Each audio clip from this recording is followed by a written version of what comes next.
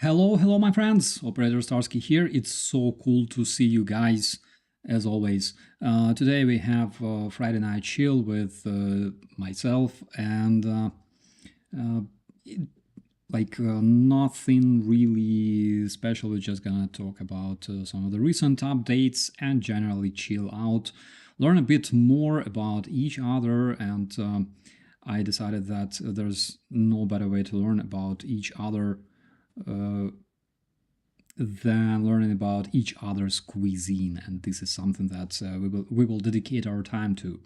Okay, do we have sound? We have sound. Amazing, guys. Several very important updates. Actually, today we have quite a few updates which I wanted to share with you guys. First one, very important. The team that is called Save Ukraine returned 373 Ukrainian children that were deported or stayed on the Russian occupied territory. 373 kids were returned home. We have a small video of that. Here it is. They made a short video with the returned kids. I think it's amazing. T Nurka, hi Starsky, what's up, my man? Hello. I hope that you're doing great. I hope everybody does. So currently, several thousand Ukrainian children, unfortunately, are being kept on the Russian territory and the Russian-controlled territory of Ukraine. Recent investigation by the Financial Times discovered that there were several kids from Ukraine that were published on the Russian adoption websites, even despite the fact that in Ukraine they had guardians, they had families. But one of those kids had false identity, and you can find a link to this investigation in one of my previous videos. And also, basically, Google it, Financial Times, kids, Russia. You will find it. Another interesting information came from Morozovsk. It's a Russian military base where several of the Russian Su-34 were hit by long-range weapons, by UFOs, by Ukrainian flying objects. Okay, this strike happened on June, I believe June 11th or June 14th. We can see the results of that. We can see that there's in the hangar, there's remains of some of the Russian airplanes that I believe will not be airworthy for the next never. Also, it was reported that 92 countries participating in the Peace Summit in Switzerland, which I believe starts already tomorrow. 92 countries out of 200 countries of the world, 57 will be represented on the highest level by presidents or prime ministers of those countries. Also, 29 countries will be represented on the level of ministers of foreign affairs. 6 countries will be sending their ambassadors: Indonesia, Israel, United Arab Emirates, Southern Africa, Philippines, and Brazil. Also, Chinese representatives will not be there. I wonder why, right? There's another very interesting update. So the European Union ambassadors agreed that Ukraine and Moldova will start negotiating to become members of the European Union. First conference is planned to take place on 25th of June, and Hungary and Slovakia will not block this decision. It's great. Also, 10 more security agreements will be signed between Ukraine and partnering countries. Currently, we already have 7 security agreements with the countries of the G7 that, as we know, before Putin invaded Ukraine, was known as G8. So 7 agreements with the G7 countries already signed, and 10 more to be signed soon. Also, the G7 published results of the summit, and according to this summit, all the countries of G7 agreed that all the damage committed by the Russian Federation in Ukraine must be repaid. And we are talking about $486 billion. Every single day, this sum of money is getting bigger.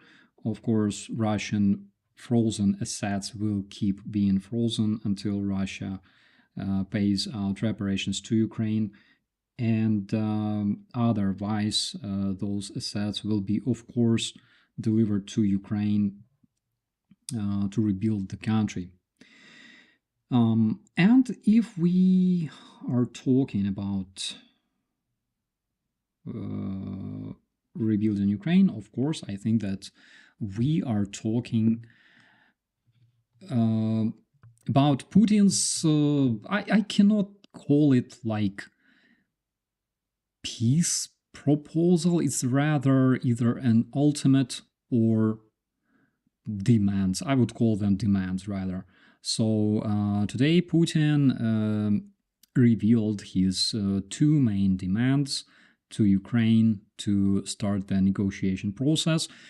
First demand is Ukraine should give Russia 4 territories. Of course, he didn't even mention Crimea. I mean, he talked about Donetsk, Luhansk, but also he talked about Kherson and Zaporizhia. So, funny fact, Kherson and Zaporizhia were officially annexed by Russia. Of course, nobody recognizes that in the world besides Russia and their closest allies like North Korea, for example. But one interesting fact about Kherson and Zaporizhia. Let's check out the map real quick, okay? So here we have the map, right? And here we have Ukraine. And in Ukraine, we can see that, damn it, I cannot draw here anyways. We can see that the Luhansk region is mostly occupied. Donetsk region, together with Mariupol. Some individual in the commentaries asked me whether wasn't Mariupol a major city? No, you dumb fuck, learn geography. Donetsk is the main city. Mariupol belongs actually to the Donetsk Oblast, and Donetsk is the administrative center of the Donetsk Oblast. That's why Mariupol is not a major city. It doesn't control the oblast, ergo it doesn't control Donetsk region. There's no Mariupol Oblast in Ukraine. And also, Putler talked about Kherson, right? And he talked about Zaporizhia. So basically, he wants all this corridor, right, to connect Crimea. He wants this corridor to be officially granted to Putin because he wants it. So, funny fact, Putin attached already these 2 regions to the map, Kherson and Zaporizhia, right?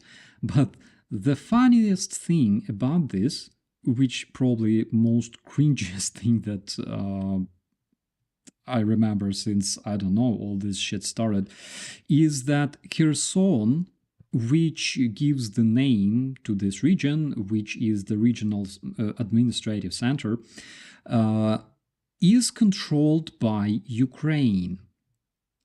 And another interesting fact is that Zaporizhia, right? Here we have Zaporizhia, here we have Enerhodar, and I believe close to the Enerhodar we have Zaporizhian power plant. I cannot be sure because I once dated a girl from Enerhodar. She told me that her father worked at the Zaporizhian power plant. I never checked, but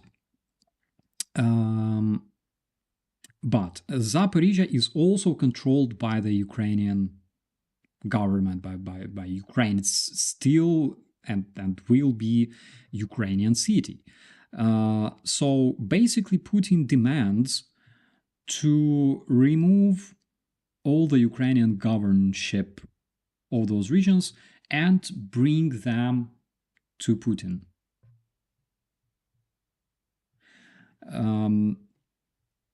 I don't really know how to comment this. Of course, the fucker has big appetites, okay, but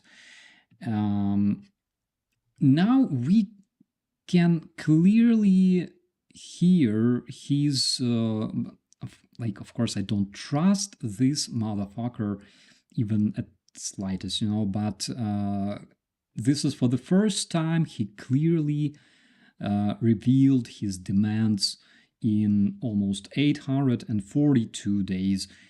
There was nothing about stop producing genetically modified ducks that kill Russians. There was nothing about, close American biolabs.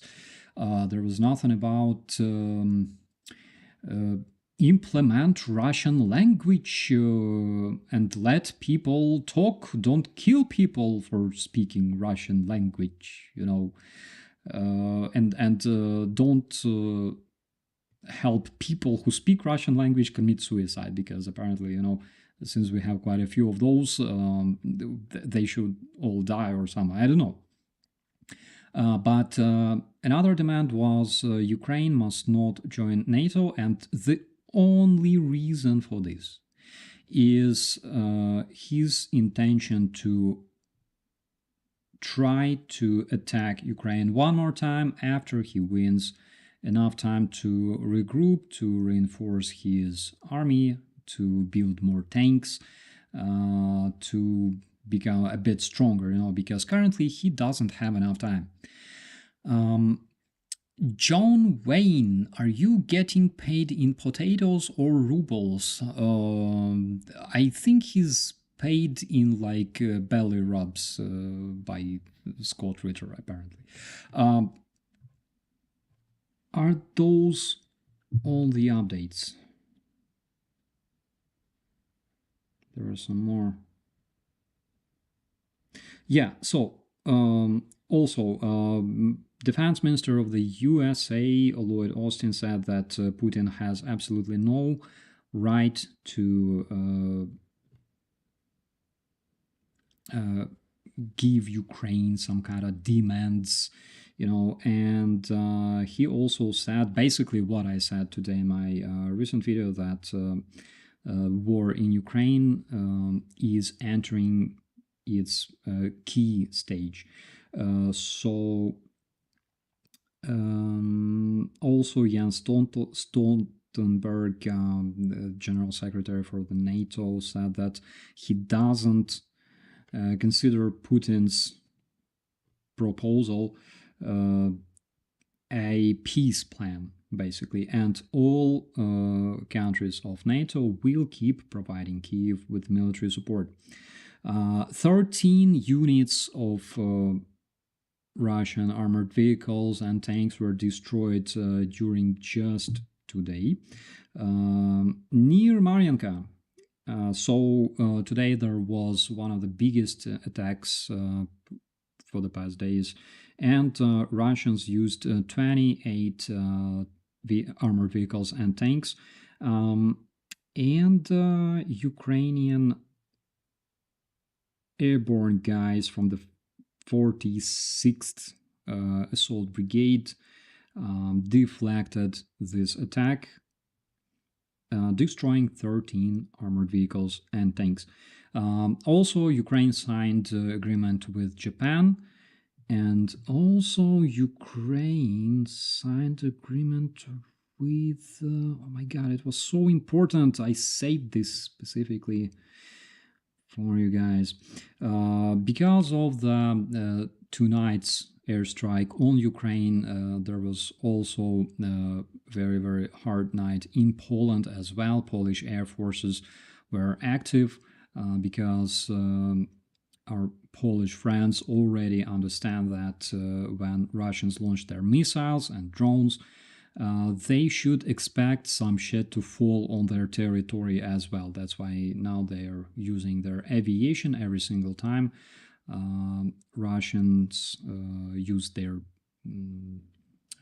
strategic aviation and Iranian Shahids and things like that. Yes, Ali, it's a bilateral security agreement with the US. And also there was some chaos in Shebekina, which we don't have too much details. There was a big explosion recently on the Russian-controlled territory, where Russian TOS-Samtsepyok, multiple launch rocket system armed with thermobaric rockets, accidentally exploded, damaging several houses and killing at least 3 people. So, what did I miss, guys? I definitely missed something. Also, Reuters reports that the International Crime Court is investigating Russian cyber attacks against Ukraine as possible war crimes. Specifically, they are investigating at least 4 big attacks on the Ukrainian critical infrastructure, energy infrastructure, and Ukrainian mobile service provider, which happened last year, I believe in November or December. Okay, I think that's all.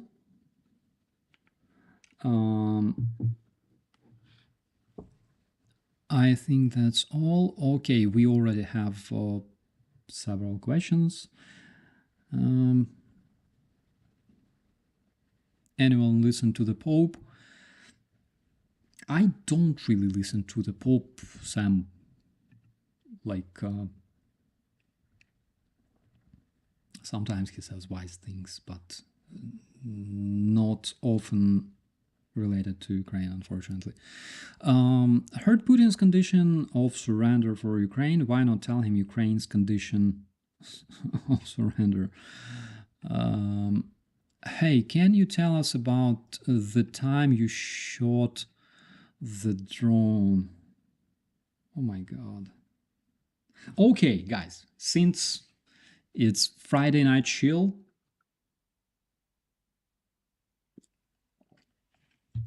long story short, I will even show you where exactly it happened. So here we have Ukraine, and here we have Donetsk and Luhansk regions, and here, my god. Okay, Solidar, Bakhmut. You see this water reservoir that looks like pants, right? Which basically this is how it was called by the Russian invaders. And in this reservoir, oh my god, can I... Wait a second. I had some photos right here, if I'm not mistaken. Let me show it to you guys real quick. Come on. It's like, on the iPhone, they should introduce some kind of like folders, and those folders must be like AI managed. It's like, I want my photos from like Bakhmut 2017, and boom, you have them.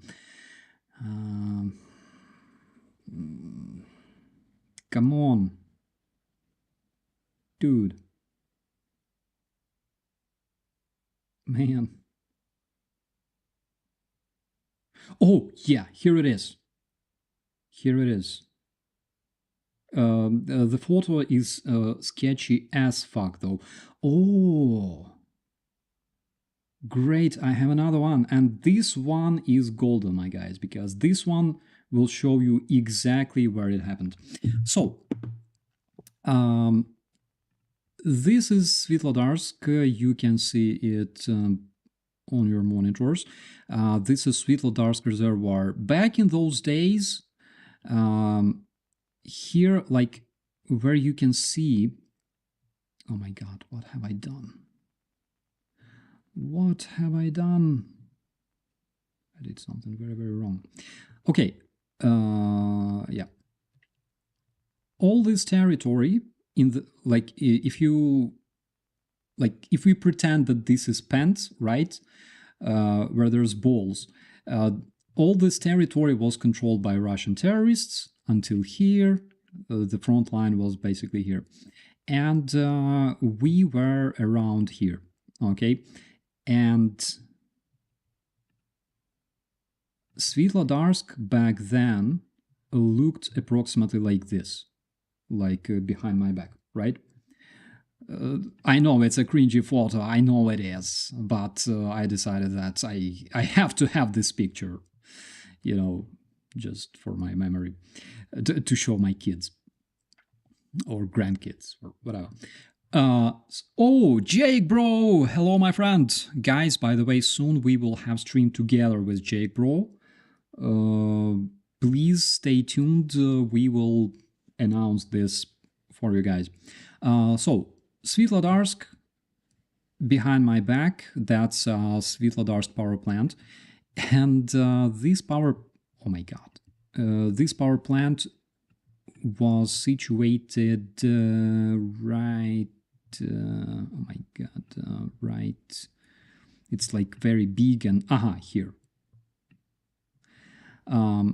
You can see those two big pipes, like the ones behind my back, right? So, the other day, I woke up and I realized that all of our radio stations died. And it happened because our supply sergeant brought an electrician, and electrician started changing cables because the day before we had an attack and we were shelled. So we were shelled, some of the cables were cut, and he brought electrician. In the night, electrician started fixing the cables, and my position got disconnected. So I took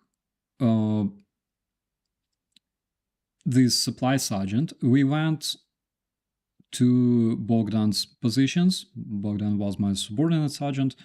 We woke up the electrician and started dragging cables to our positions from like the houses located over here, right?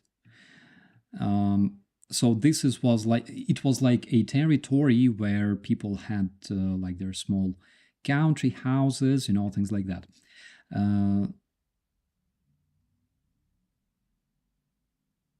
Did you ever even see that? Oh my god, did I show this map to you, or I was like talking?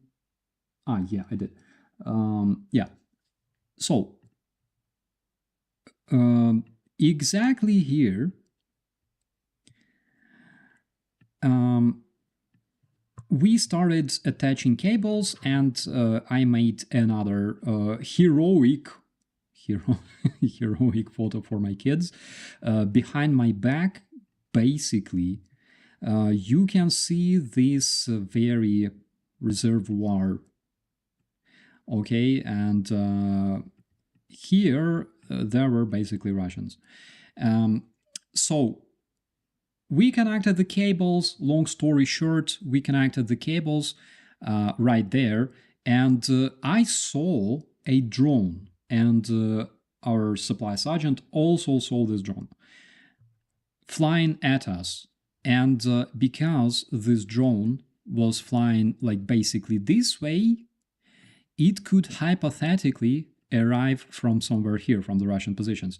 So our supply sergeant was like, and you know, he was like a really melancholic man.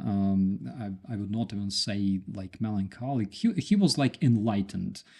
He was into Vedic cultures. He never ate meat. This is why we were good friends.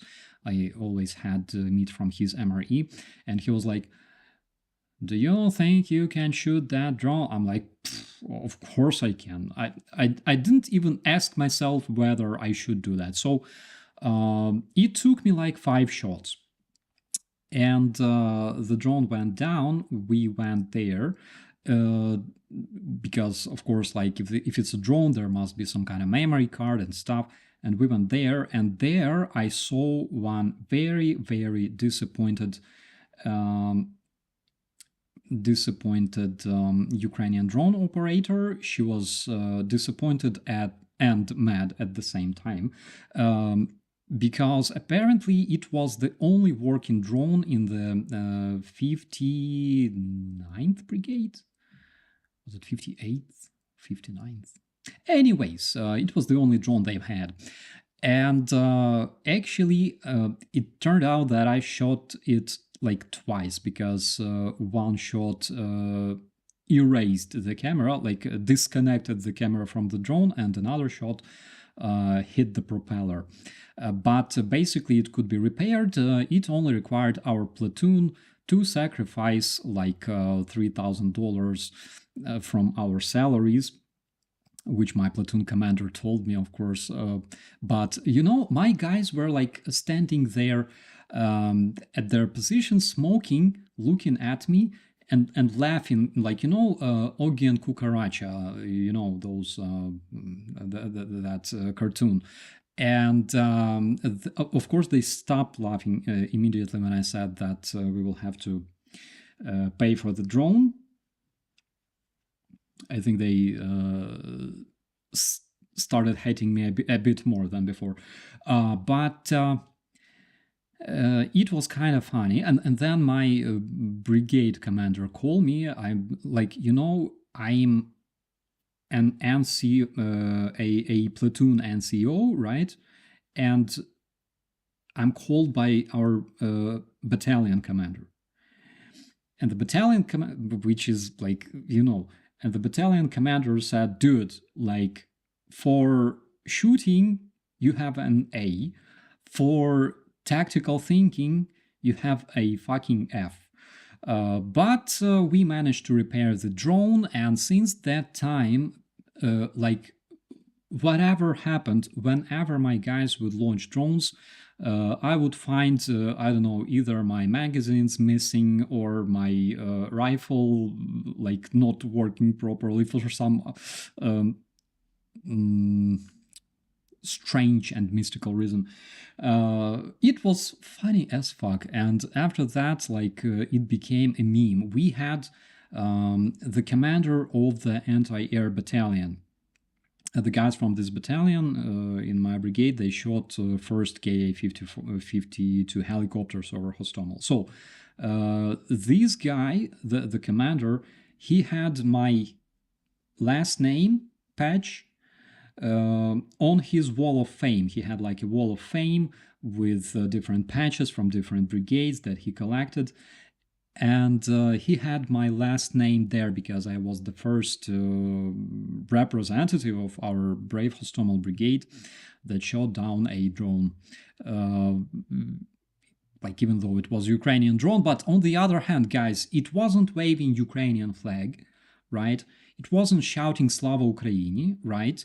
I was not informed about any drones launched in my area. Like, I mean, I was on a radio that died because we had no electricity.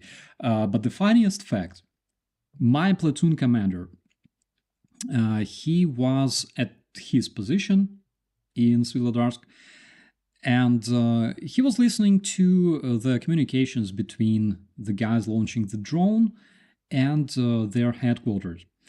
And he's like, they go, we're launching the drone. Everybody goes like, the drone is launched, the drone is launched. Then they go like, he said, less than a minute after that, they go, the drone is down. He said, I nearly fell down from the bed. He's like, what the fuck? And he continues listening to them. Hello, Ukraine Matters. Hello, Georgie. Hey. Hello. So he continues to listen to the communications, and the question is like, what the fuck? Who did that? The answer is National Guard of Ukraine. And that's when my platoon commander understood that apparently it was me. So that's the story. I hope you liked it. Don't tell nobody, please. Okay. Our guys went to this mutual military exercise in 2019, I believe. And I was already a press officer, and I was standing there with a photo camera, and there were our guys, there were guys from other countries, and they're like, standing still, like standing straight. And I'm running around with a photo camera there, and suddenly some of the press services that were there, they launch a drone, apparently, to make footage of the guys. They launch a drone, and I look at the drone, and then I see like my whole brigade just freaking torn apart. They're just lying down, laughing like crazy. So I ran away. Okay.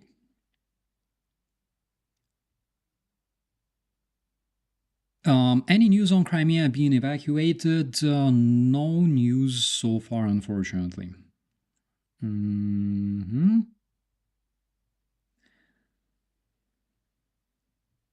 LMAO, good to see you. Good to see you too. How goes it? Goes well. As Gates.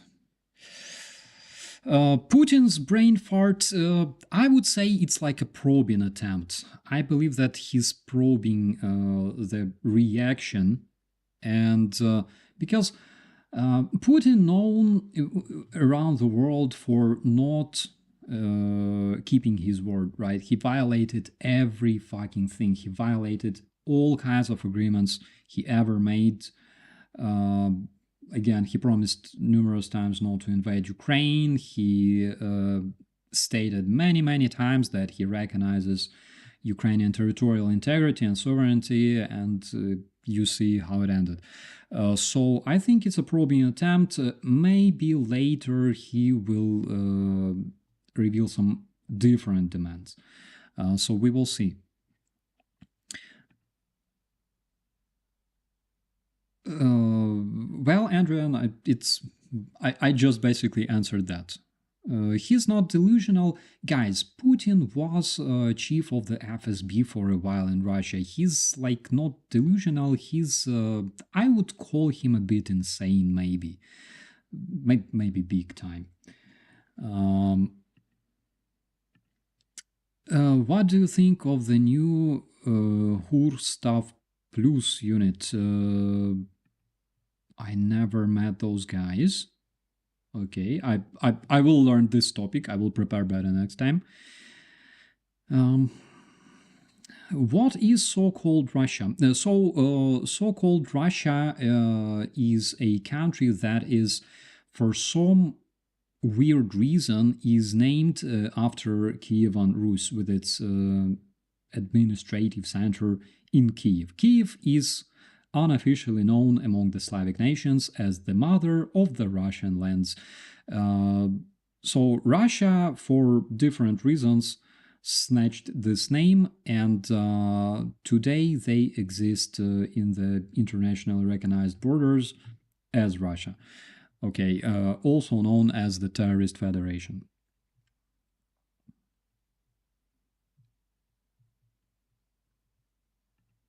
Putin is a nervy prick. How dare he? Are you scared, Vlad? We're coming for your ass. Andrew, I agree with you. We are coming for his ass, and his ass is expected in The Hague big time. I really, really hope that he will have opportunity to taste famous Dutch ratio in The Hague. Zelensky's term is over. Who has the authority to negotiate for Ukraine? So before the elections are conducted in Ukraine, Zelensky keeps representing Ukrainian people. And the reason his term is prolonged is because in the Ukrainian constitution that we adopted in 1996, it is clearly stated that during the wartime, the elections may be prolonged or cancelled until the wartime is finished, because basically there are much bigger priorities. Tell me this, the Happy Clam. How do you see Ukrainian prisoners kept in the Russian prisons voting if even the Red Cross representatives cannot visit them since the beginning of the Russian invasion? Answer this question first, and then we can talk about it a bit more. Is Girkin in the chat? No, Max, he's in jail. Manu, hello. Please pass our greetings to our good friend who could not join us today. I secretly read the chat.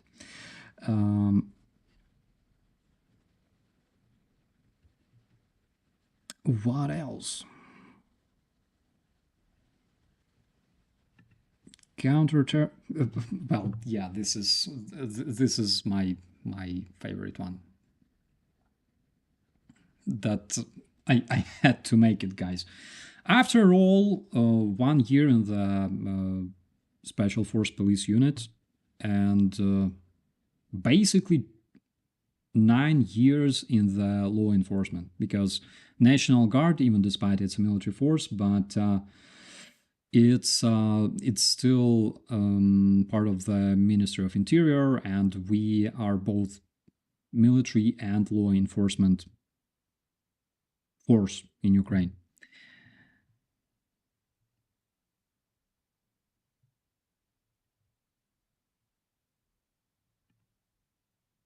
How do you say shitting my pants in Russian? Fuck. Срать в штаны. Putin насрал в штаны. That's one of that's, by the way, one of my favorite jokes. It's like, a person who liked to read while sitting in the toilet accidentally shed his pants in the library. Always cracks me up for no reason. Okay, other than previous 229 times Putin has lied about Ukraine, is there any evidence he's been dishonest about his desire for peace? You sound very biased. Okay, Jason Lee, please check out the recent video on my channel. Please don't be lazy, actually do this. Right now or after the stream. I made like just a short... Jason Lee, come on, oh my god, bro. You fooled me again. Okay. Who would want Russia? Who would want Russia? Who would want Russia? I don't know who would want Russia, but Russia is a very, very rich country, and we always hear like if it's not true. Jason Lee,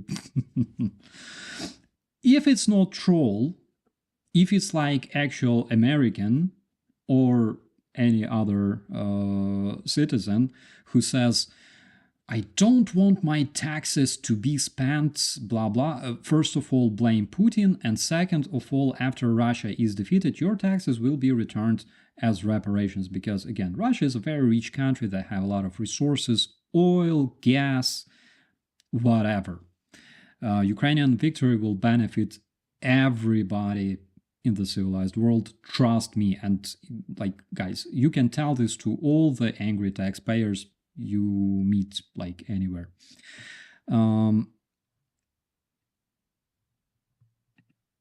Belly rubs, I thought it would be eggs or fish. Oh yeah. How is morale for the soldiers right now? I'm getting a little worried for you guys.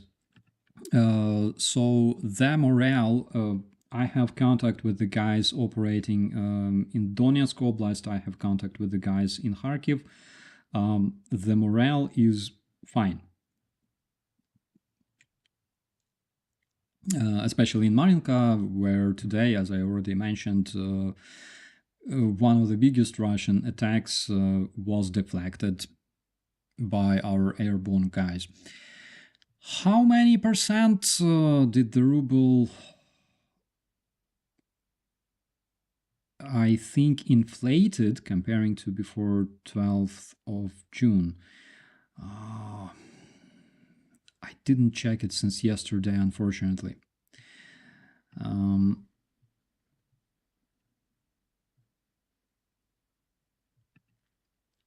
Okay, it's a bullshit balloon. Now he get the predictable response. What's his next move?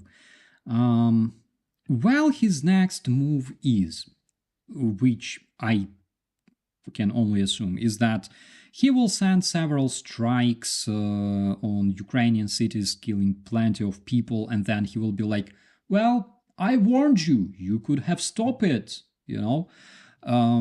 He will do what the terrorists do, because he is a fucking terrorist. I think he will do something like that. He is a freaking maniac. He's an FSB spy, KGB spy. He's known for destroying his own houses to benefit his, political ambitions, killing people.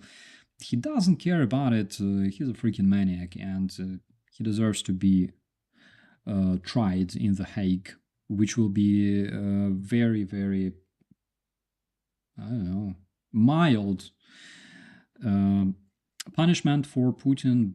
But guys, we should stick to the law. And by the way, one thing I wanted to... Jason Lee stopped commenting. Oh my god, what happened, my friend? I was just kidding. So one thing is Operation Infection. Andy, were you the one who told me about it? Please let me know. Guys, New York Times 5 years ago, basically three years before the full-scale Russian invasion, published amazing documentary called Operation Infection. Let me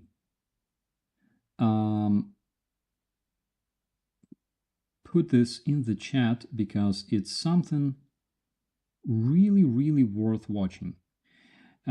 If you want to understand how exactly Russian propaganda works, if you want to understand how they how it is possible to brainwash so many people, why it's efficient, why it works like that, please check it out, guys. It's worth it. Yeah, Andy, thank you so much for mentioning this documentary. I watched it today. I've seen interviews with those Russian spies previously, but the documentary itself is really nice. It's 40 minutes. It's not too long. It's very nicely made. I agree. It's worth watching. So if you want to understand how it works from within, guys, please check it out. Starsky needs spy versus spy hat and glasses. I prefer like metal helmet, like medieval one. That looks cooler. All right.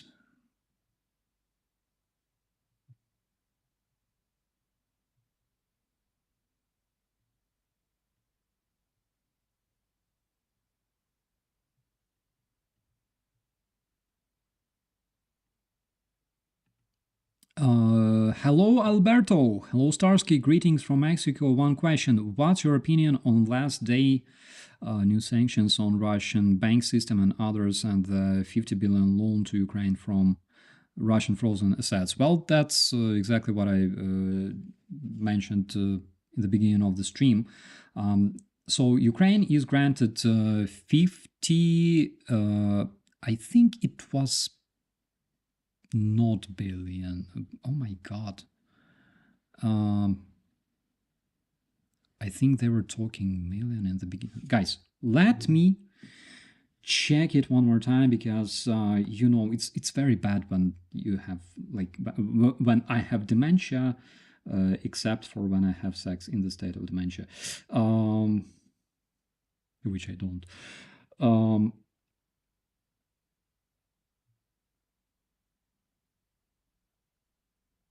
Yeah, 50 billion. So Ukraine is granted this money that will be taken from the frozen Russian assets and delivered to Ukraine, which again is I would say nothing like that happened before.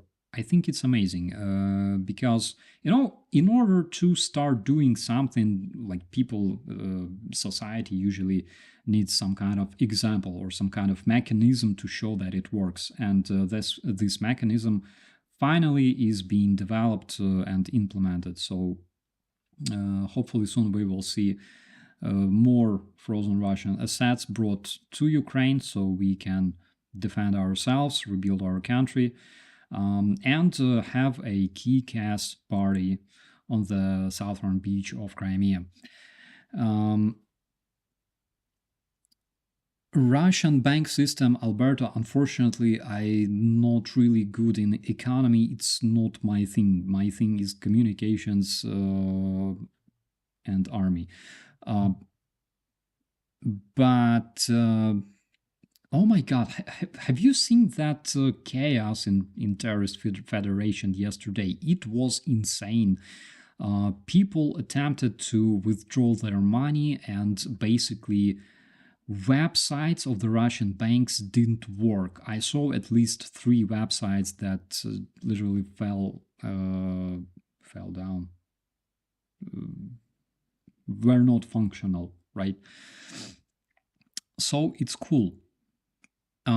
Another funny thing I heard that Russians, because they're not allowed to trade in euros and dollars anymore, they will be using Chinese yuan as the strongest international currency. Is Gerasimov in the chat? I don't know. Let's call him. Gerasimov! Шойгу! Где снаряды, блядь?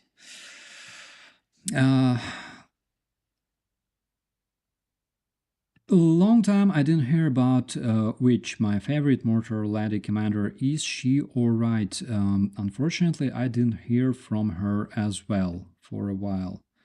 But considering she's in artillery, there's a big chance that she's fine. What was the highlight moment of your week? Oh my god. You know, every single time I have some some good dish, that's a highlight.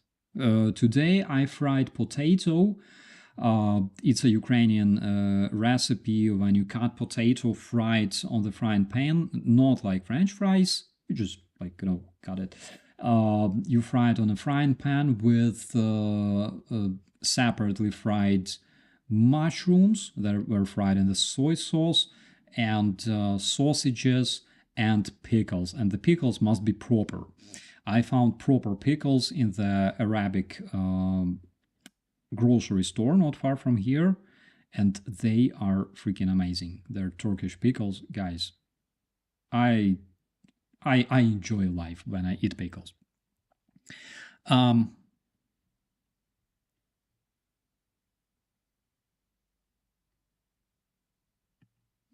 your kids will be super proud of you, Robert. I really hope so.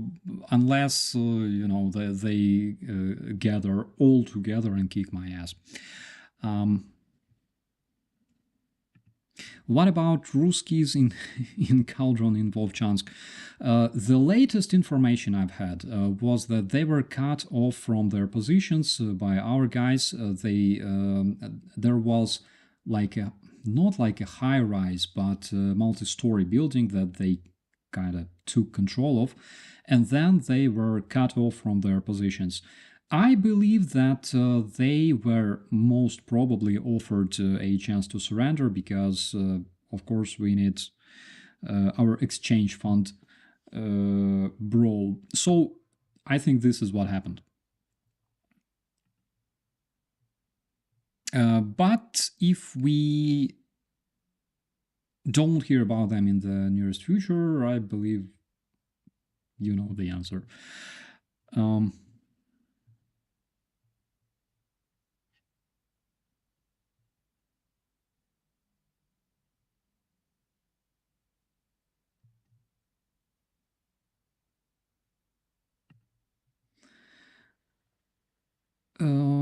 only 5 shots, Nancy. Yeah, basically it took me 5 shots. The guys, the drone operators, after Ryan Forrest, hello my brother, Ryan Forrest, guys, another brave man, former military, worth subscribing because he's the first bro I've had stream with on my channel. It's amazing. Ryan, it's so cool to see you here. Um, so the drone operators of that Ukrainian drone that I shot down, they told me that they only managed to gain the altitude of like 90 meters, which is something like 200 feet. And uh, because I was a bit further, I believe the distance between like me and the drone um, was about 150, something like that, 150 meters, or 450 feet, something. Well, but guys, I cannot say that it's like very big range because, um, well, I shoot well. I won't be humble in this case. I do shoot well.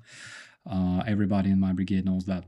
I actually expected to become like a marksman when I was a private, but then again, commander learned that I had a background in communications and a master's degree, and he made me an offer I couldn't refuse. Was it a Kaimo? It was a surveillance drone. It was Phantom 3, I believe, with a good camera. It was. However, I think it's still flying because we repaired the drone. I used my corrupted service connections to connect those drone operators and the guys who could repair that, and the drone was repaired for free.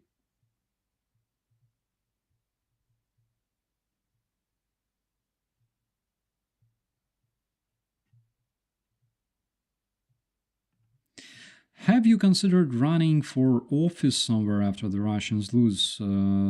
Office like in the politics? I really don't think so, because I don't want people to hate me. Some of them already do, but I don't want, like, millions of people to hate me. Unless then they're Russians, of course, which I don't give a fuck about.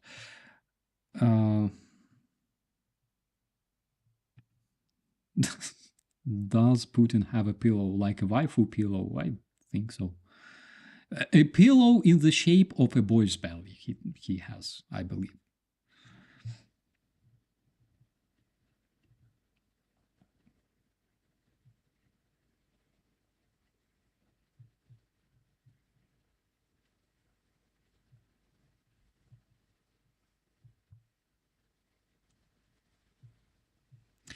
What is the status of your jugular business? Well, in order to have business, you gotta make sure that you can pay proper taxes, right? I think my business will be a failure, but I still have to try. Will Ukraine go into terror Russia and get Putin? That would be great, of course. But it's very easy to... oh, Professor Gerdes! Hello, hello in the chat. Oh my god, how did I miss you? How could I? So, first of all,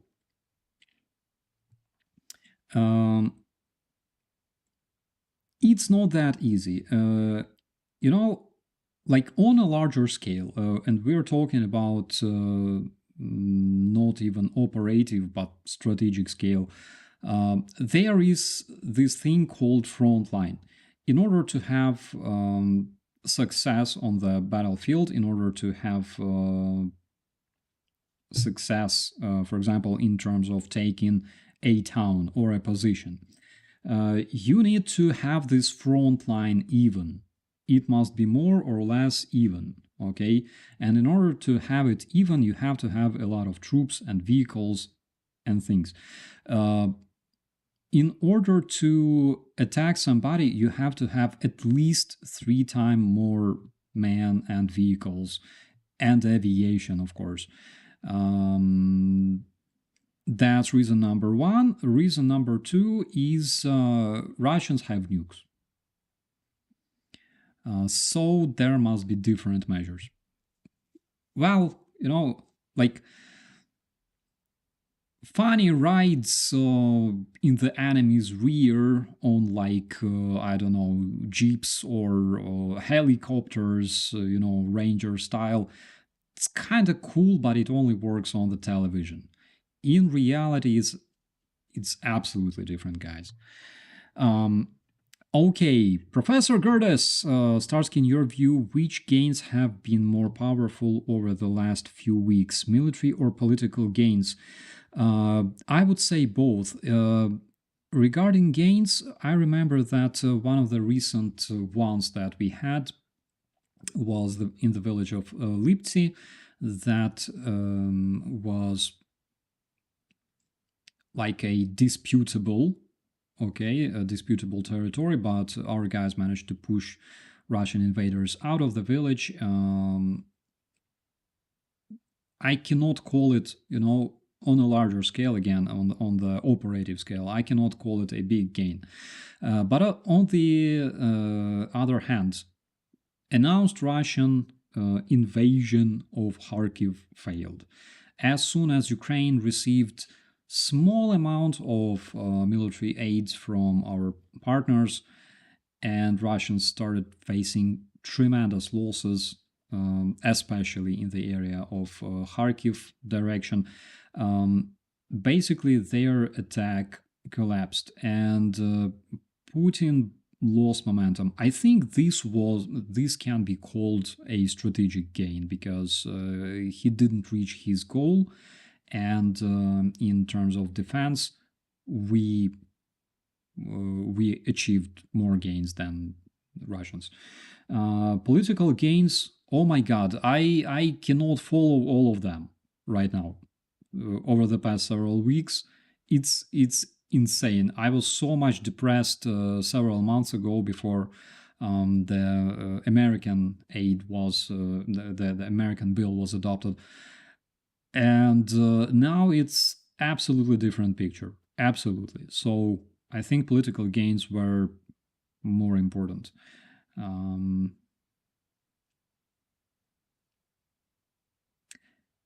I will disagree with myself, though. They cannot be more important because they are equally important.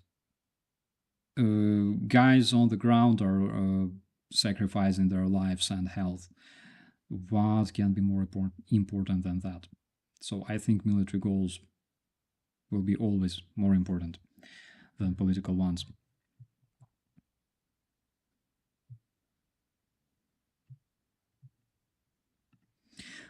Will you post again the clip from the first days? It was in Russian and it was you and the friend.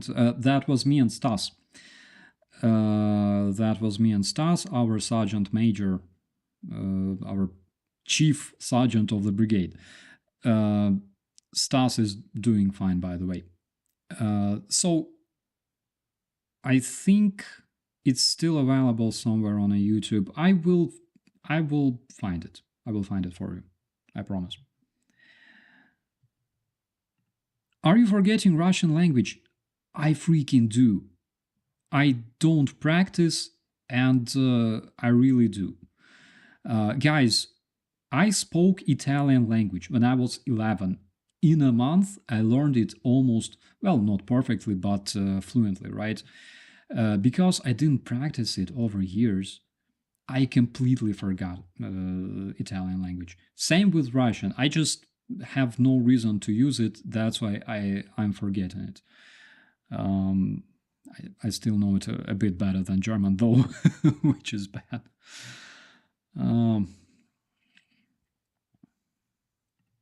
Ain't we all proudly biased about that?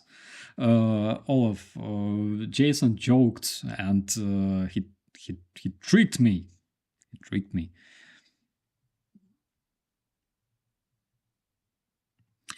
Do you think it's possible if Putin says, okay, give me Crimea only and you can keep rest of Ukraine and Ukraine can join NATO too?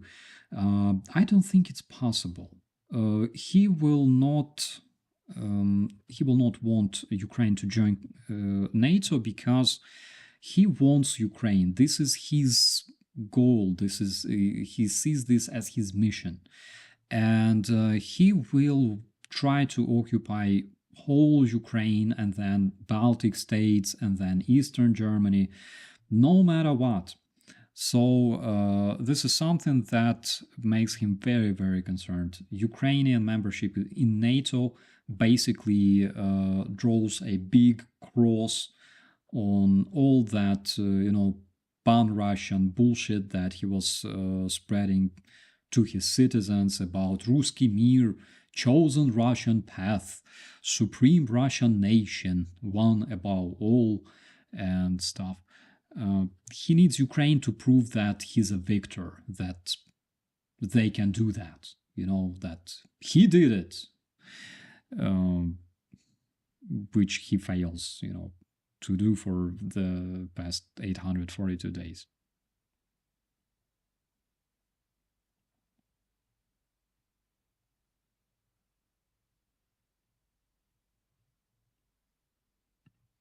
How often are the soldiers swapped from the front line? The answer is it's very different in different units. Generally, it depends on how much personnel is there in the unit. If they can provide this opportunity to change more often, or like within the unit, for example, if it's a brigade, can they rotate battalions on the front line? If it's a battalion, for example, or a very small brigade, then they can be only rotated by other brigades. So it's very, very different, and it depends on the unit completely. In my brigade, the guys were rotated I cannot say that like really often, okay, but they had enough time to return home to see their families, have their like 30 days of rest, then I don't know, rehabilitate, then train, right? Increase their combat worthiness, and then after a while go to the front lines. So it's very very different in different units. I know units that literally spend all the time at the front lines. They basically rotate like a very small amount of men. um, there are units that rotate them more often, so it's so different. It's a very difficult question. Do the guys like their rations? They do, especially because currently there are so many cool rations. I had opportunity to taste German rations back when I was there. I had opportunity to taste, of course, American rations. Max brought several American rations from, like, where was he? From Bakhmut. So guys will not starve, okay? And also, guys, you know Ukrainians babusias, Ukrainians moms that bring all kinds of tasty stuff for the guys on the front lines. The guys will not starve, trust me.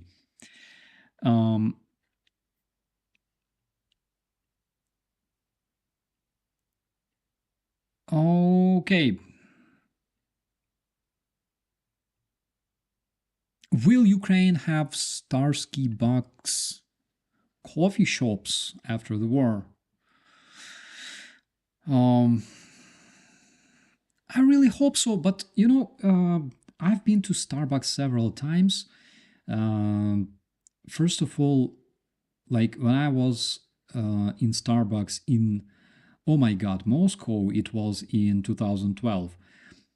It was shitty. It was expensive as hell. I didn't like it at all. When I've been to Starbucks in Washington D.C. in like 2008, it was okay. So again, it depends. What would you and Ukrainians call a win? Let's be realistic. Cheers from supporting. I believe it's. Oh my god, what's the name of the state?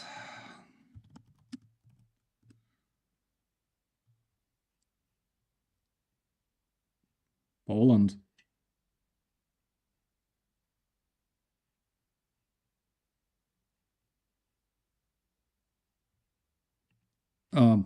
Okay, so sorry if it's not Poland, and sorry if it's not your state.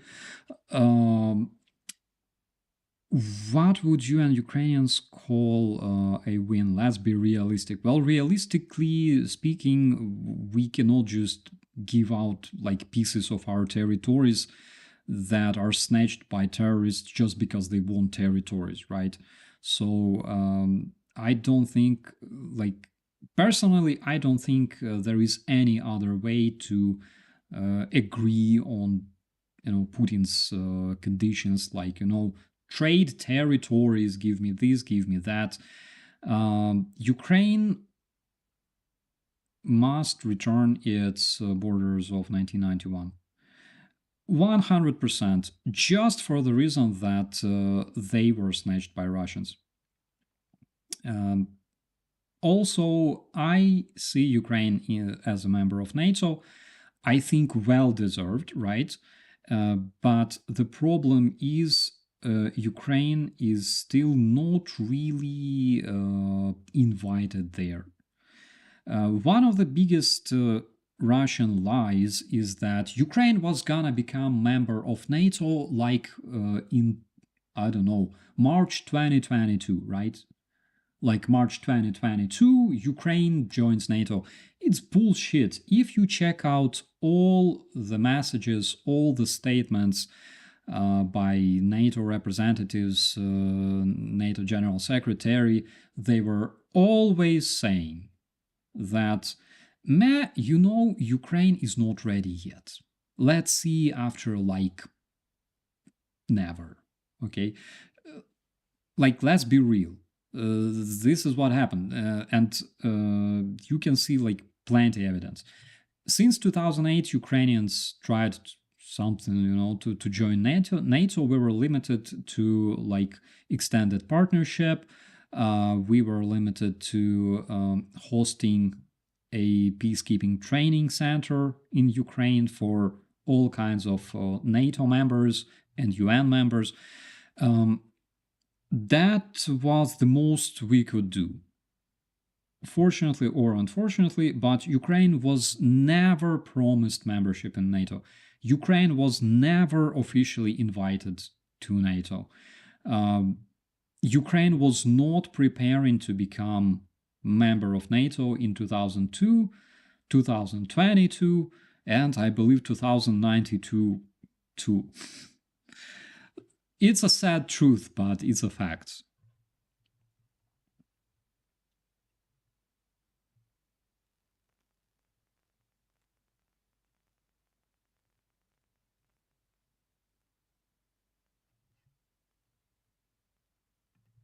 Pedophiles caught Ritter was partying in the Russian embassy in Washington. Why?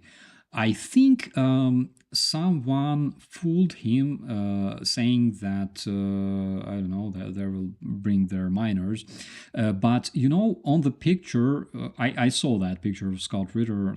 There was actually a video of convicted pedophile Scott Ritter drinking with Russian terrorists. There were no minors, luckily for them. Apparently, their parents hid them from Scott Ritter before he arrived.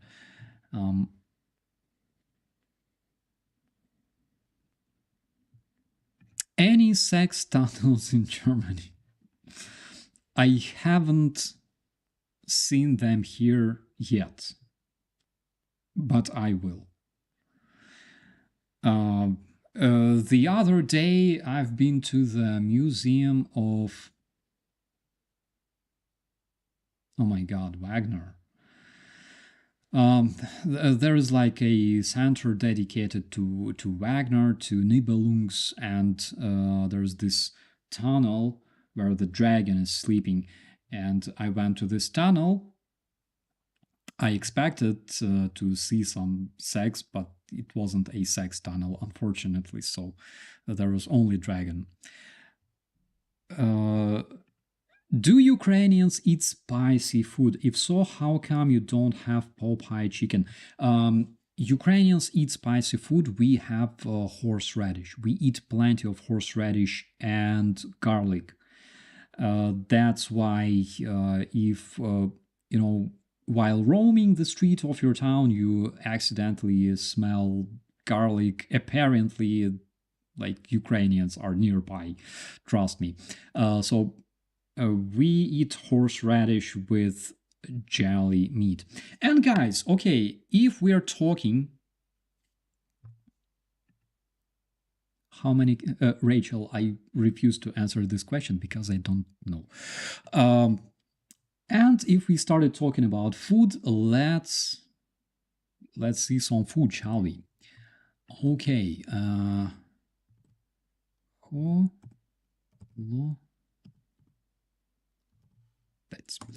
So, tell me if you have this in your country. I really, really want to know. This stuff is called holodets in Ukrainian language. And basically, this is a jelly meat. This is how it, my God, this is how it usually looks like. Exactly like that. My mom cooked holodets exactly like this. So we consume holodets in huge quantities with horseradish. And horseradish must be red. Let me see if I can find it here. Yeah, here it is. No, it's not. It's some other shit, I think. Mm,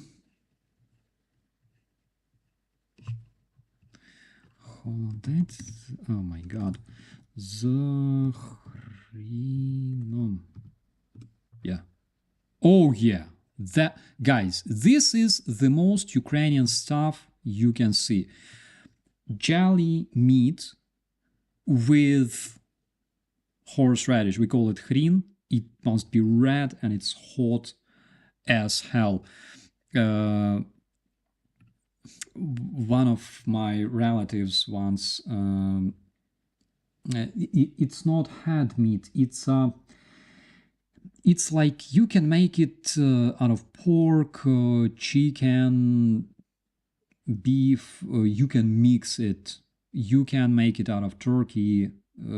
Generally, it requires some like not a lot of fat. Not a lot. You don't like it. Doesn't. It should not be fat, but you can mix different sorts of meat in the holodettes. It tastes amazing. So one of my relatives from like Middle East once arrived.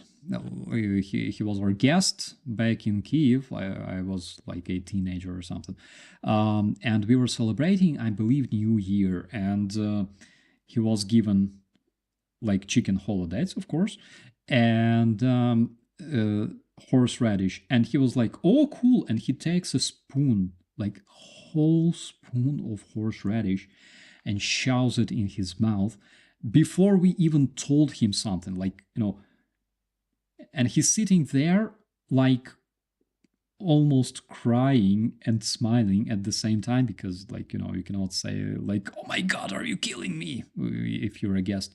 But it was kind of funny. Aspic, what is okay guys, let me google this one. Aspic.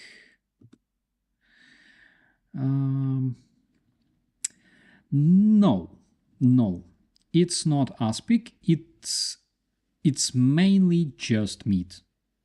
Meat with spices and horseradish. Because you can spoil meat with like additives.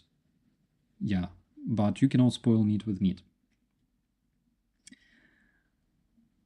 It gels because of collagen. It gels because of not because of collagen, but because of bones. You have to throw bones, you have to boil them, and add jelly or something like that. Slava Ukraine from Brazil. Glory to Brazilian people.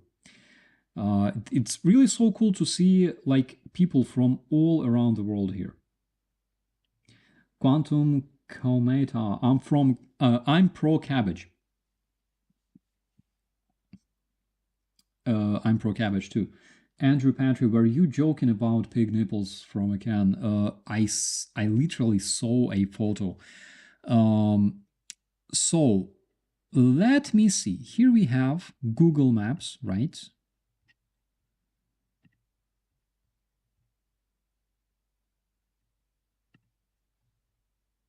Here we have Google Maps. Okay. Tell me this. What do you know about the local cuisine in Portugal? Tell me in the chat. What is the coolest Portuguese dish, in your opinion? Because I literally know nothing about it. I know that they make good white wine, which I don't drink. And they also have some kick-ass like sea cuisine. I'm not familiar with it, unfortunately.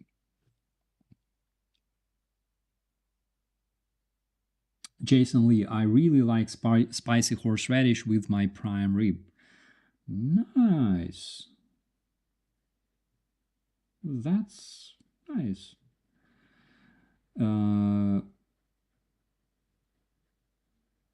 Portugal has excellent seafood. Yeah. Oh, Portuguese chorizo. Yeah. Portuguese. So. Ah. Mm-hmm. With paprika or garlic. Ah. And that's pork. That is interesting. What else? Bacalao.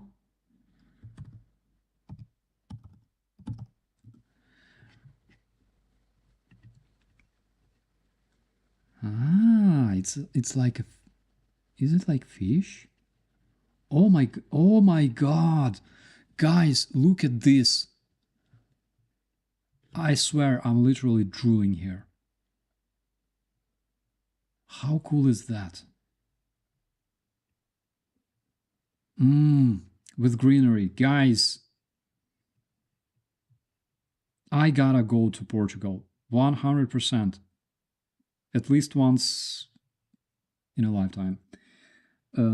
Salted codfish. Yeah.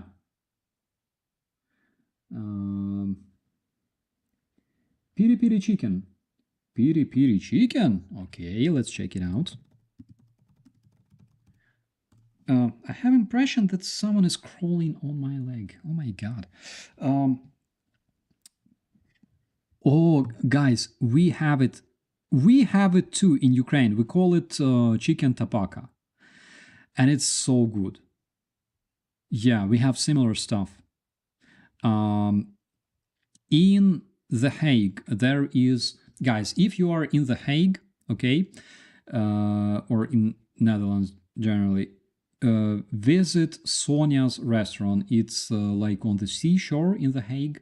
Sonia's restaurant is a Ukrainian restaurant. They cook perfect chicken that looks exactly like this one. Guys, you won't be sorry about it. It's so cool. It's, one of the coolest things is that we can learn about each other by studying each other's cuisine. It's amazing.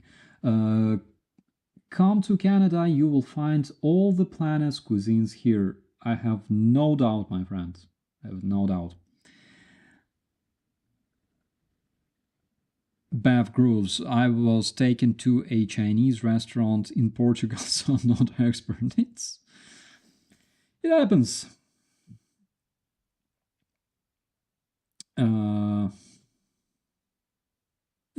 My friends usually, like when I see my friends in Kiev, friends from abroad, they go show us like local cuisine. I usually take them like to a sushi restaurant because that's what we eat. But Sonia's restaurant in The Hague, guys, please check it out. Here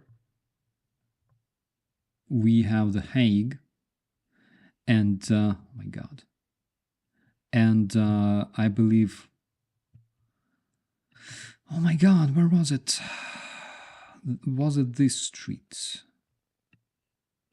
Sorry, my internet sucks balls tonight. I have no idea why, but I think it was like this street. And on this street, it's called Scheveningsweg, which I butchered and I can be wrong, but I think it's there. There is Sonia's restaurant. Yeah, oh my god, I even found it here. Sonia's restaurant, guys, do visit this place. Genuine Ukrainian cuisine. You will freaking love it. I brought my friends from the Dutch armed forces there and they loved it. Okay, what else? Fish says, my grandma made bacala. Yeah, that's so cool, guys.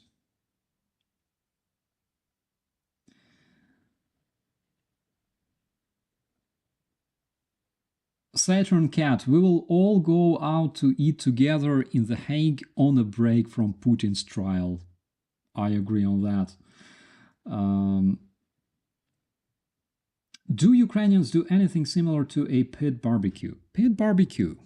Okay, let me improve my knowledge. Pit barbecue.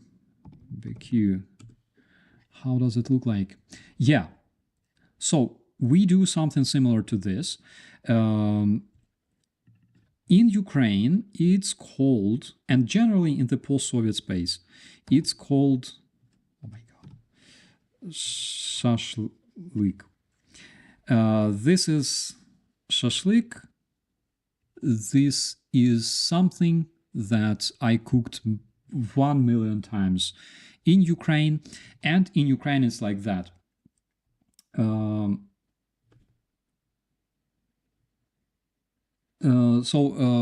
In Ukraine, people just go out to a forest or a park, have this, we cook it like in the forest generally, or in the yard, but generally like we like to go somewhere to a natural place, some green area, and cook this stuff.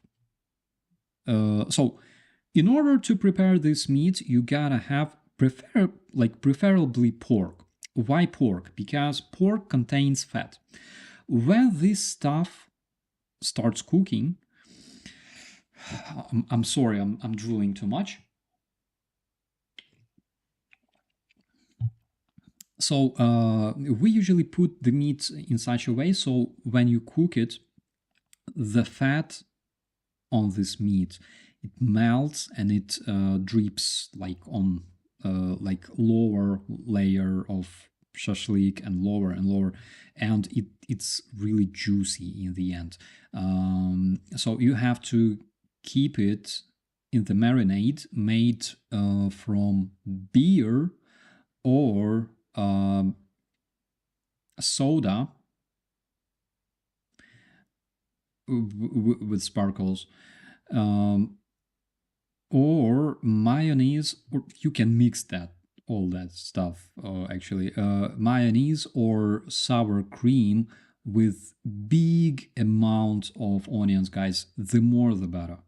So you gotta put them on a stick like meat, onions, okay, and you gotta put them on fire.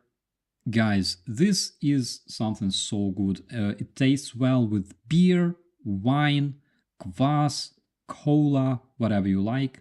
Juice, not so much. Tomato freaking juice. Tomato juice, guys, with this stuff. If you don't consume alcohol, try it with tomato juice. If you do, you can drink it with whatever you like. The marinade. So Google shashlik. You guys, you gotta love it. Trust me. Burgers and everything, beef steak. Yeah, I know it's fantastic. Shashlik, something you gotta try, especially like pork shashlik. But of course, you can prepare shashlik from a chicken meat.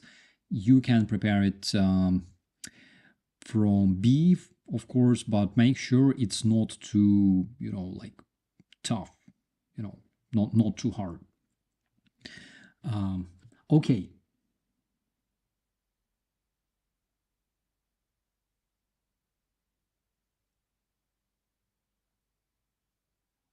Vareniki or pierogies?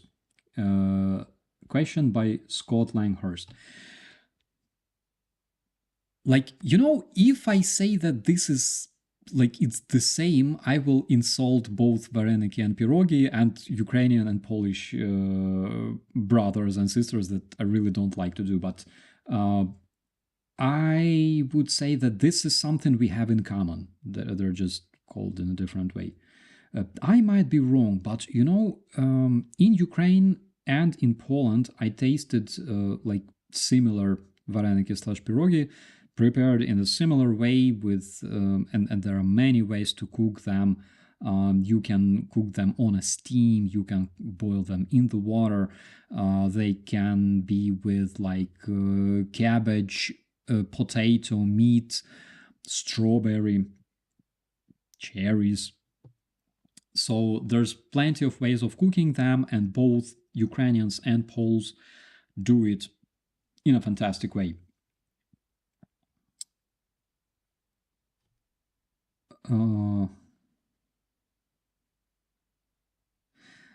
Okay, what else? Sour cream for the win, 100%. In Ukraine, we eat everything with sour cream.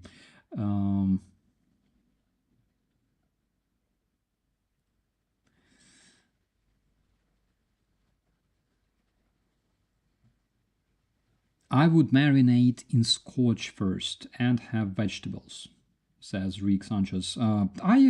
You can try.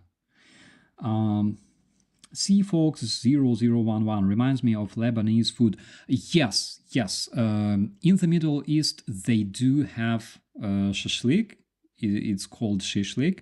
In Persian cuisine, they also have it.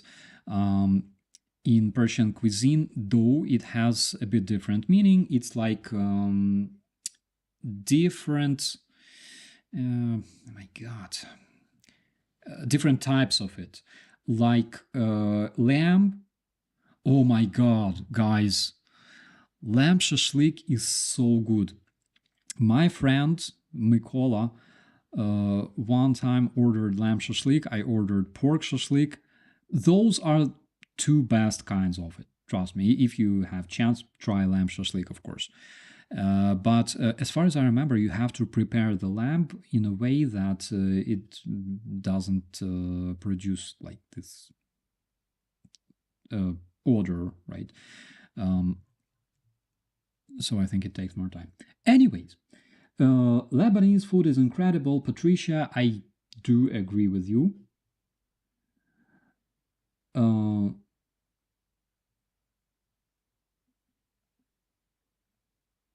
Andy, I do not eat lamb, period. I tried it. There are, like, I know people who don't eat lamb. Some of them just cannot stand the smell of it. I have a secret weapon. After I was hit by COVID, I don't care anymore. Edinson, wait. How do I... Oh my God.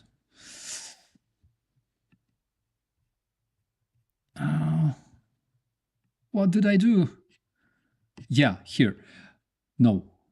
Holopsy are the best. Cabell, I agree with you, but I wanted to... Yes. Here in Uruguay, in the zone where I live, we cook lamb shashlik. Oh, that is incredible. Oh my God, in Uruguay. That's like different side of planet. We know it by the same name, lots of lemon and onions to do it. Yeah, exactly.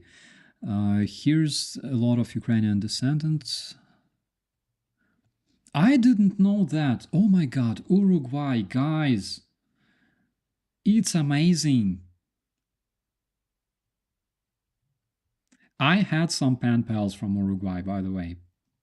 It was really hard to communicate because like it's exactly opposite side of planet, and like the time difference is like the longest possible. But it was really cool.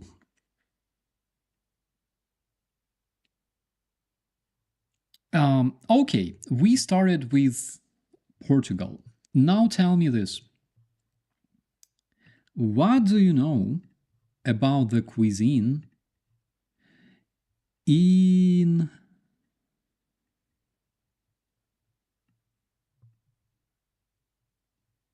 Croatia?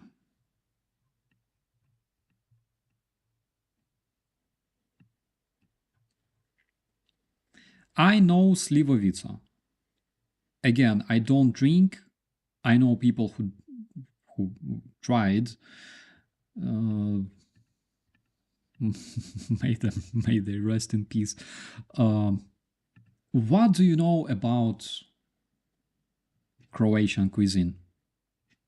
Let's see, and let's see if there are Croatians in the chat. All right. Stuffed peppers. Oh, stuffed peppers. So, stuffed peppers, we also have it. Let me show this to you guys. Holubtsi, okay, we have like cabbage rolls with rice or buckwheat or meat. And we also have lots of seafood in Croatia. Ladybird. Yeah, I knew about the seafood. Stuffed peppers, Croatia. What have I done?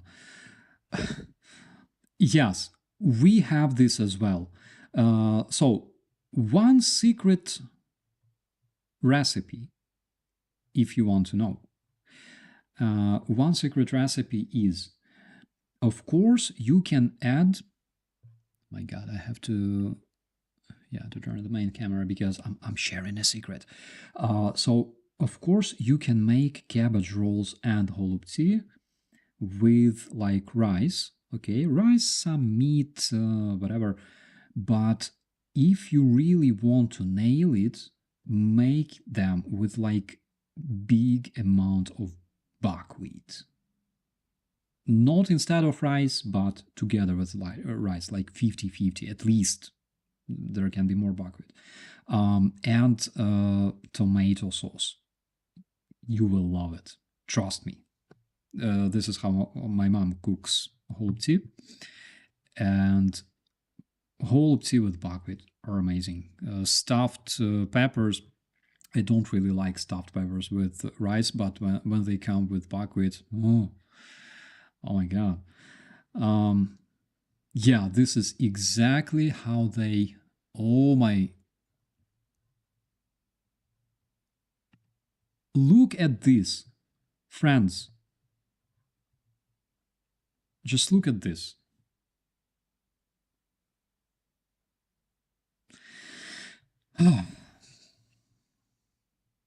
Okay. Croatia. Let's go to. I must admit one thing.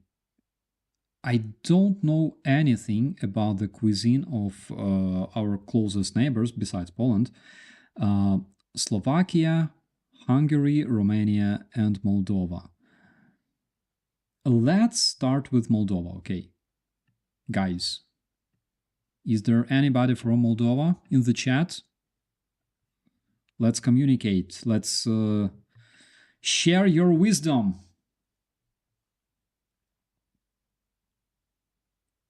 Adam Rounds, I'm starving. so am I, my friend. John Haymaker, why do Ukrainians love buckwheat so much? There is like a secret to this. Buckwheat is a perfect source of protein. So if you don't have enough meat on a daily basis, if you cannot provide yourself with high quality meat like chicken, for example, chicken breasts, chicken legs, pork, well, cannot call pork like high quality meat, but anyways, you got the point. So if you cannot provide yourself with acceptable amount of protein, you can consume buckwheat. If you can, but you want to gain mass, you're training in the gym and you want to gain mass, buckwheat is a perfect addition, perfect supplement, I would say, to your protein diet. So it's highly recommended. Nancy says, time for dinner. Absolutely. Absolutely.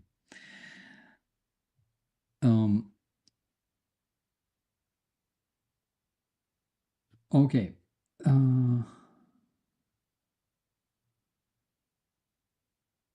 So, Moldova.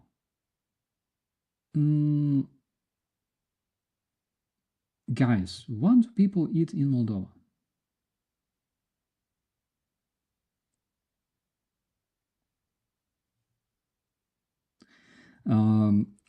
Jason Miller says I made a Romanian Moldovan pork dish called tokitura. Oh, okay. Let's Google this.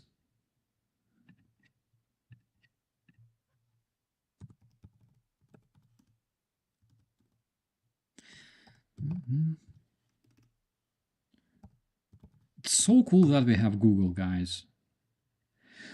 Aha! Oh, so it's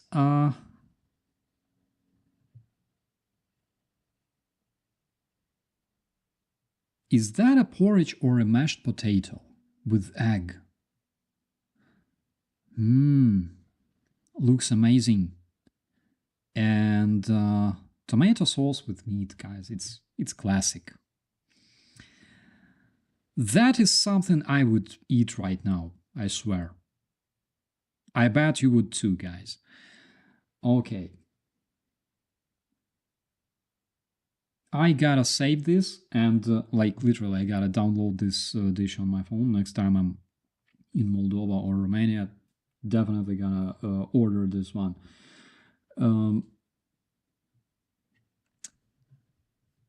So Cardiff cuisine, cat food on radiator apparently. Simon, not only cat food, but also cooked by prostitutes, according to the Russian news, of course. I still don't understand, like, why Cardiff? What the fuck? Why do they hate Cardiff so much? However, if you take a look at Operation Infection, you will learn why. Guys, highly recommended. Please check it out. All this talk of food is making me hungry. Steven, it makes me starving right now. Like literally, I ate a whole plate of roasted potato with pickles and sausages and something else and mushrooms like 2 hours ago. I'm literally starving right now. Looks like goulash. Yeah, that is something that I also noticed. Maybe it's something similar. By the way, I found some really nice German goulash that you can just you take it. They sell it in the jars. Okay, you can literally add it to anything.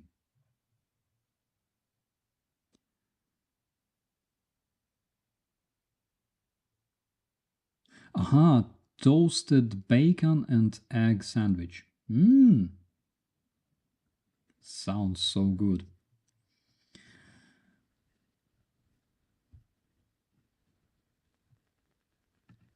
Shaina, I'm making bacon potato soup.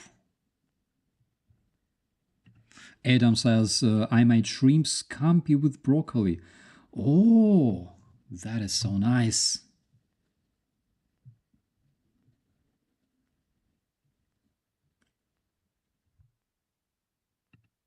Maybe like stew without veggies.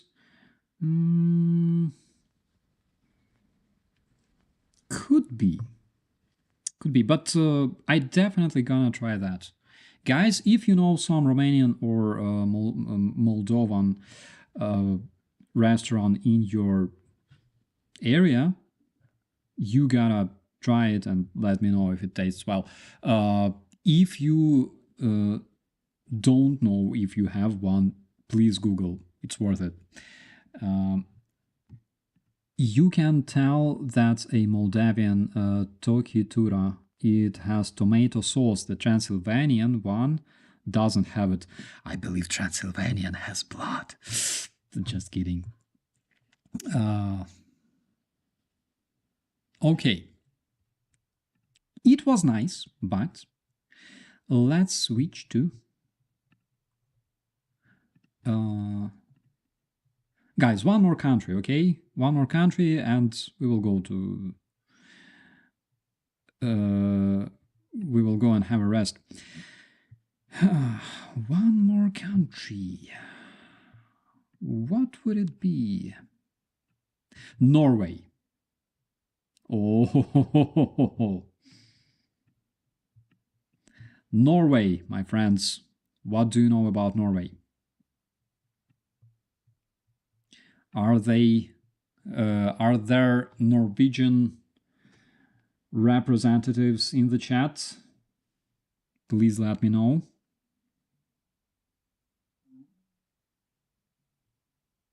Like, I'm not sure if you heard it. Like, my stomach just said, like, dude, just stop it. Let's eat something.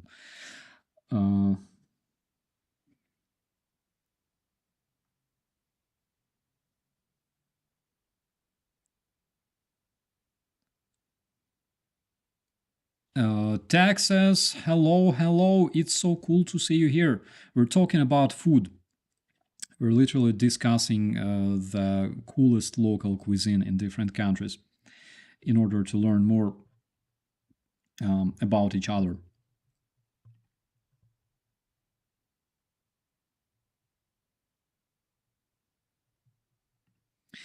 Stop insulting Transylvania.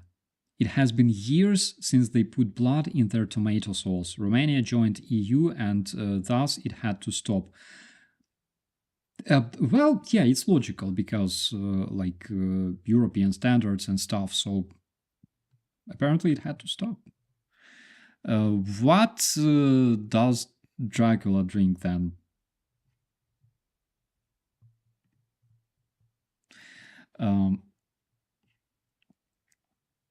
Norwegian brown cheese. Norwegian brown cheese.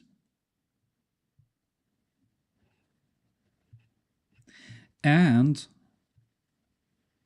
good sea and Norway crepes. Total yummy. Okay, we gotta Google this one, guys. I promise this is the last one for today. Okay, Norwegian brown cheese. I've never heard about it actually. Brunost is a common Norwegian name for misost, a family of soft cheese-related foods made with whey milk and cream.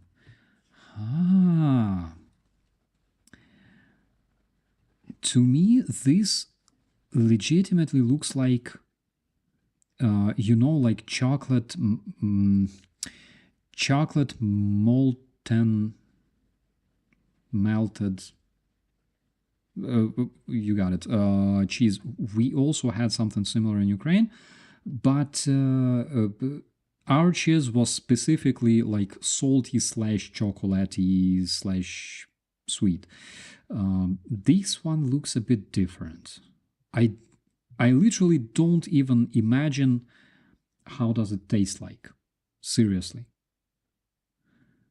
But considering that they have this cheese on waffles, I assume that it must be like sweet. Maybe I'm wrong.